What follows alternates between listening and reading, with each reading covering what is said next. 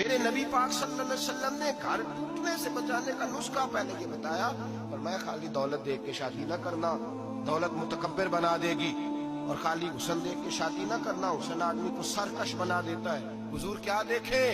فرمایا دین دیکھ کے شادی کرنا، اللہ تمہارے لیے برکت پیدا فرما دے گا۔ دین دیکھ کے نکاح کرو، دین دیکھ کے نکاح کرو۔ ماں باپا یہ دین والا لفظ کس کے لیے ہے؟ فرمایا ادھر آؤ، کائنات میں اگر اللہ نے سب سے شان والی بیٹی دی ہے تو مجھے دی ہے، اور میں اس علی کو دے رہا ہوں جس کا مکان بھی کوئی نہیں، کاروبار بھی کوئی نہیں، جس علی کا بظاہر کوئی بینک بیلنس نہیں، کوئی مربع نہیں، کوئی شے نہیں۔ حضور علی کے پاس کیا ہے؟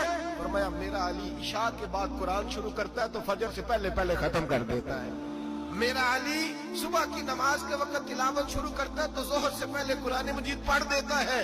فرمایا رزق کھاتا ہے، تھوڑا کھاتا ہے پر حلال کا کھاتا ہے۔